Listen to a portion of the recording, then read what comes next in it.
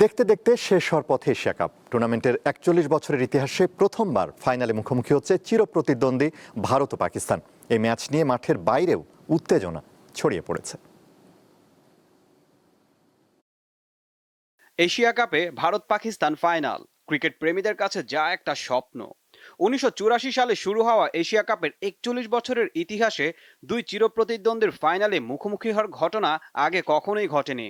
অবশেষে সে অপেক্ষার অবসান হচ্ছে। দুই দেশের সমর্থকদের কাছে এটি এখনো সবচেয়ে প্রতীক্ষিত লড়াই। রাজনৈতিক টানাপোড়েন, সীমান্তে উত্তেজনা, ক্রিকেটীয় প্রতিদ্বন্দ্বিতা সব মিলিয়ে প্রতিটি ভারত পাকিস্তান দ্বৈরথ হয়ে উঠেছে অনন্য। তবে গত কয়েক বছরে কাগজে কলমে যতটা উত্তেজনা, মাঠে তার ছিটে ফোটাও দেখা যায় না। ঠিক এমনটাই হলো এবারও। এশিয়া কাপের গ্রুপ পর্ব ছাড়াও সুপার ফোরের ম্যাচে পাকিস্তানকে উড়িয়ে দিয়েছে ভারত। সেই ভারতের বিপক্ষে আবার শিরোপা লড়াইয়ে নামবে সালমান আলী আগার পাকিস্তান। তবে অধিনায়ক তো শিরোপা নিয়ে ফেরার মন্ত্রই শুনিয়েছেন সবাইকে।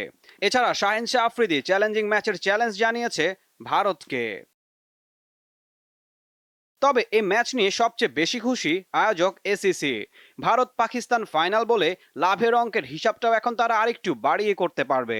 ভারত পাকিস্তান মানেই বিজ্ঞাপন আর ব্রডকাস্টারদের বাড়তি আগ্রহ, আর তাদের আগ্রহ মানে আরও বেশি টাকা।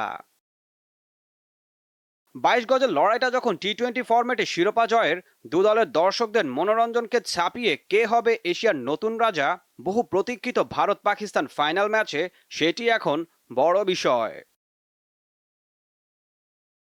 ঈশান হাসান, দীপ্ত স্পোর্টস।